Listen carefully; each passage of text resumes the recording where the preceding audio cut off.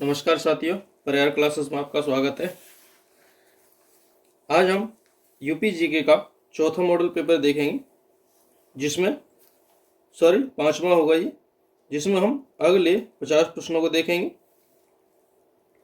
चलिए शुरू करते हैं। पहला प्रश्न है कि उत्तर प्रदेश का चूना पत्थर के भंडारण में देश में कौन सा स्थान है? तो इसका सही जवाब है ए, पहला स्थान है चूना पत्थर के मामले में। अगला प्रश्न है कि उत्तर प्रदेश में रॉक फॉस्फेट कहां पर पाया जाता है? इसका सही जवाब है ए, बांदा में।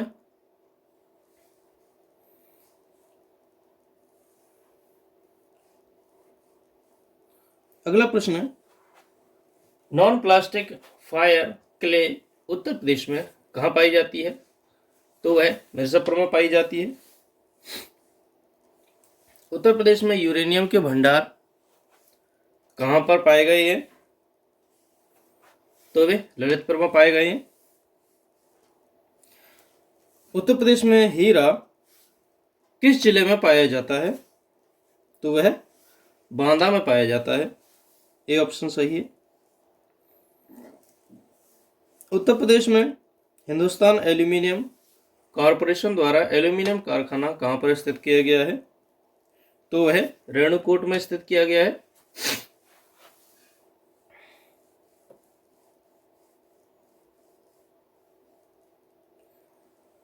अगला प्रश्न है कि प्रदेश में स्थानीय स्वायत्त शासन का ढांचा किस प्रकार का है? इनके एक स्तरीय है, द्विस्तरीय है, त्रिस्तरीय है या चतुस्तरीय है? तो यूपी में त्रिस्तरीय स्थानीय स्वायत्त शासन है। Option C.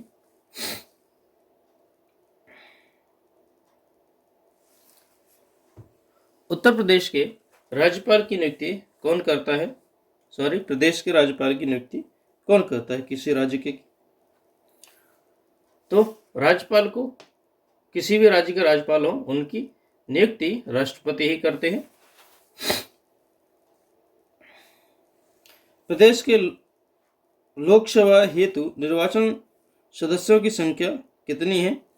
जो यूपी है उसके जो लोकसभा निर्वाचित सदस्य हैं उनकी संख्या कितनी है? लोकसभा सीटों की संख्या बतानी है इसमें। तो इसका सही आंसर है 80 सीटें हैं यूपी में। उत्तर प्रदेश विधानसभा के निर्वाचन हेतु किसी प्रत्याशी की आयु कितनी होनी चाहिए? तो उसे लोकसभा का सदस्य बनने के लिए कितनी उम्र चाहिए? सही आंसर है 25 वर्ष।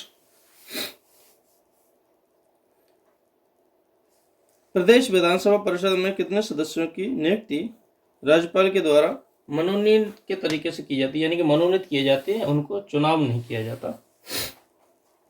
तो कितने सदस्य चुने जाते हैं? 2 सदस्यों को मनोनीत किया जाता है। प्रदेश विधानसभा परिषद के कितने सदस्य स्नातकों तथा शिक्षकों द्वारा चुने जाते हैं? तो सही आंसर है 18। अगला प्रश्न है उत्तर प्रदेश में द्विसदनीय व्यवस्थापिका जिसमें से एक विधानसभा है तो दूसरा सदन कौन सा है? ठीक है, तो 2 सदनीय व्यवस्थापिका है जिसमें एक तो विधानसभा है और दूसरे का नाम क्या है ये आपको बताना है। तो सही आंसर है विधान परिषद। अगला प्रश्न है उत्तर दक्षिण एवं पूर्व पश्चिम गलियारे कहां पर जाकर के मिलते हैं? जगह बतानी है। इसका सही आंसर है झांसी में मिलते हैं ये जाके। निम्न में से किसका प्रयोग राष्ट्रीय राजमार्ग के रूप में किया जाता है?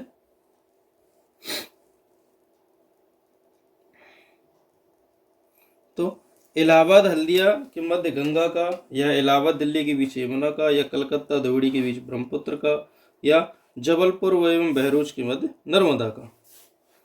तो पता होना चाहिए आपको। ऑप्शन ए सही है, इलाहाबाद से हल्दिया के बीच जो गंगा में जल यात्रा की जाती है। भारत में प्रथम हवाई उड़ान का प्रदर्शन किया गया था कब? तो वह तारीख है 1911 में।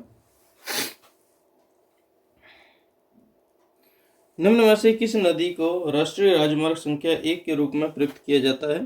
तो वो गंगा है, सभी को पता है, ये ऑप्शन सही है। प्रदेश में भारतीय रेलवे की किस जोन का सर्वाधिक विस्तार है, यानी कि सबसे ज्यादा विस्तार कौन सी जोन का है? तो इसका ऑप्शन ए सही है, उत्तर रेलवे का सबसे ज्यादा विस्तार है।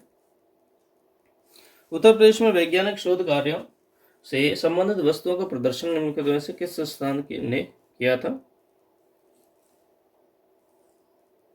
तो इसका ऑप्शन बी सही है, प्रांतीय इतिहास इंस्टीट्यूट लखनऊ ने। उत्तर प्रदेश में पुरातत्व विभाग की स्थापना कब की गई थी? तो है 1951 में की गई थी, ऑप्शन ए सही है। उत्तर प्रदेश में भातखंडे हिंदुस्तानी संगीत महाविद्यालय किस नगर में अवस्थित है? तो वह लखनऊ में अवस्थित है।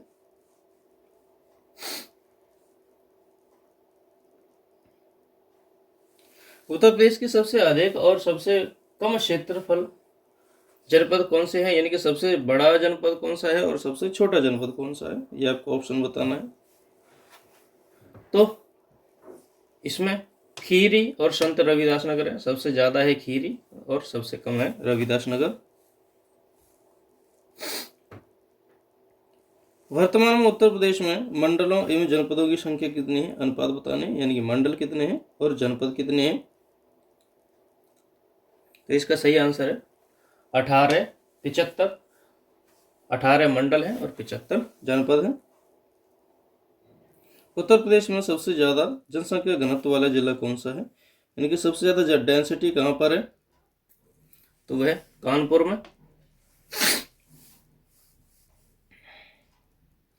वर्ष 2011 की जनगणना के आधार पर उत्तर प्रदेश की कुल जनसंख्या कितनी थी? तो हमने याद किया था, भली प्रकार से याद किया था, 1998 12,341 याद किया था हमने, ये 19,98,12,341। वर्ष 2011 की जनगणना के अनुसार प्रदेश में पुरुषों की जनसंख्या कितनी है? तो पुरुष बताने थे हमें, तो सही है 10, 44, 80, 510, ये ऑप्शन सही। उसी प्रकार स्त्रियों की संख्या कितनी है? तो स्त्रियों को उसमें से माइनस कर सकते हैं, एक को भी याद कर लेंगे तो हम कर सकते हैं, तो 9, 53, 31, 831।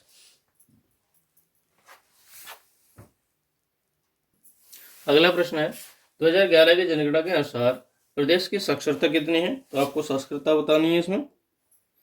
सही साक्षरता का आंसर है हमारा 77.3। अगला प्रश्न है कि महिलाओं की साक्षरता कितनी है?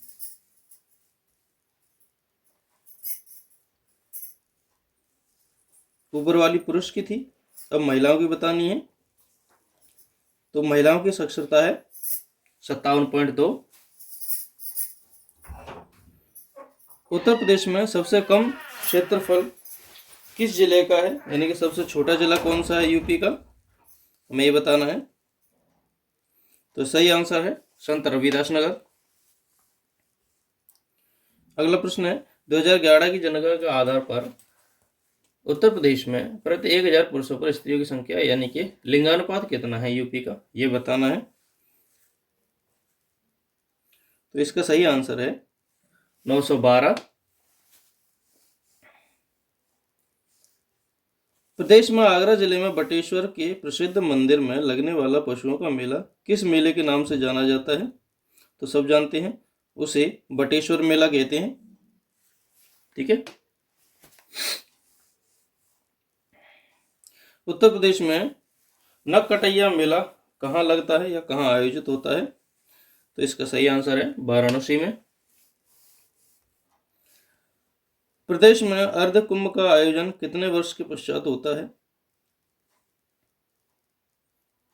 तो अर्ध कुंभ लगेगा, संपूर्ण कुंभ लगता है 12 वर्ष के बाद, तो अर्ध कुंभ कितने साल के बाद लगना चाहिए? आधे सालों के बाद, 6 वर्ष के बाद।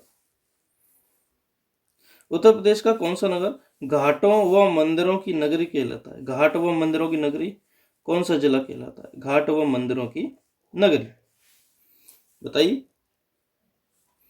तो वो है वाराणसी। अब है उत्तर प्रदेश में निम्नलिखित नदियों में से किन के उद्गम हिमालय से नहीं है, यानी कि कौन कौन सी वे नदियां हैं जो हिमालय से नहीं निकलती हैं?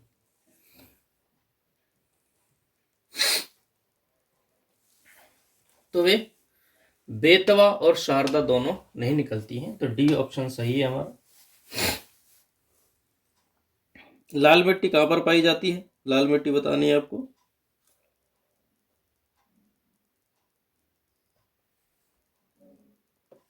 नहीं सॉरी, ऊपर वाले में कुछ गलती हुई है।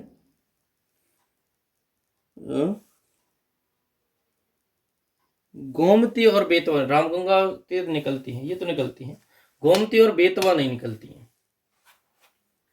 ठीक है, तो ऑप्शन सी सही है इसका।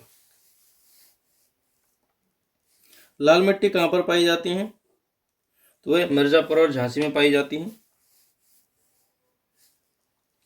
उत्तर प्रदेश में भावर क्षेत्र में किस प्रदेश की या किस प्रकार की मृदा पाई जाती है? भावर क्षेत्र में तो वह कंकरेली और पथरीली।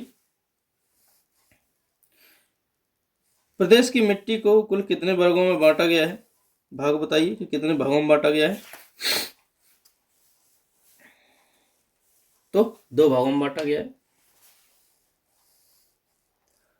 उत्तर प्रदेश में कौन सी मिट्टी सर्वाधिक पाई जाती है, यानी कि सबसे ज्यादा कौन सी मिट्टी पाई जाती है आपको बतानी है। तो इसका सही आंसर है लाल काली मिश्रित मिट्टी पाई जाती है सबसे ज्यादा।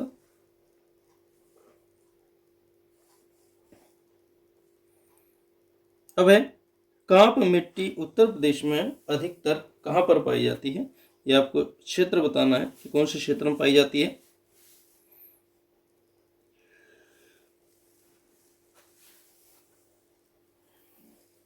तो वह सिंधु के मैदान में पाई जाती है, जो सिंधु गंगा का मैदान है वहां पर पाई जाती है।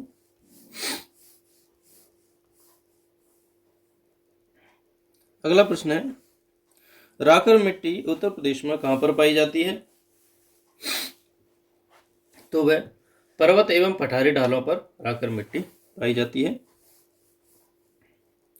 प्रदेश का राजकीय पक्षी कौन है? वर्ड बताना है आपको। वो है सारस, क्रेन। अति लोकप्रिय धार्मिक पत्रिका कल्याण कहां पर प्रकाशित होती है? यानी कि कल्याण पत्रिका है वह कहां से प्रकाशित होती है? तो सही आंसर है गोरखपुर में। निम्नलिखित में से कौन सा युग्म सुमेलित नहीं है, यानी कि गलत कौन सा है ये आपको बताना है।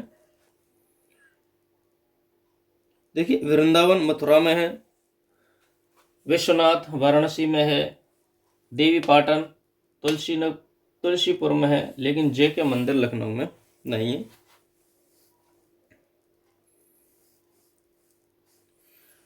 ठुमरी गायिका गिरजा देवी किस घराने से संबंधित है? गिरजा देवी का संबंध बताना है। तो वे बनारस घराने से संबंधित हैं।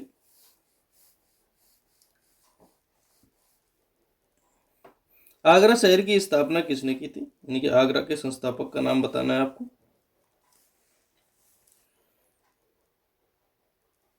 तो वे थे सिकंदर लोदी। किस नगर को भारत का शिराज कहा जाता है? ये इंपॉर्टेंट क्वेश्चन है। तो वह है जौनपुर। जौनपुर को भारत का शिराज कहा जाता है। ग्रेनाइट पट्टियों तथा स्लेट कहां पर बनाई जाती हैं? जगह बतानी है। तो चुनार में बनाई जाती हैं। अमीर खुसरो का जन्म कहां पर हुआ था? तो एटा में हुआ था अमीर खुसरो का जन्म। अमीर खुसरो ने किसके विकास में अग्रणी भूमिका निभाई थी? तो खड़ी बोली के विकास में उन्होंने भूमिका निभाई थी। और हमारा लास्ट प्रश्न है कि उत्तर प्रदेश में प्रथम बायोटेक पार्क कहां पर अवस्थित है? फर्स्ट बायोटेक पार्क कहां पर बना? तो वह लखनऊ में बना। तो आज की वीडियो में सिर्फ इतना ही। वीडियो को अंत तक देखने के लिए धन्यवाद। Thank you.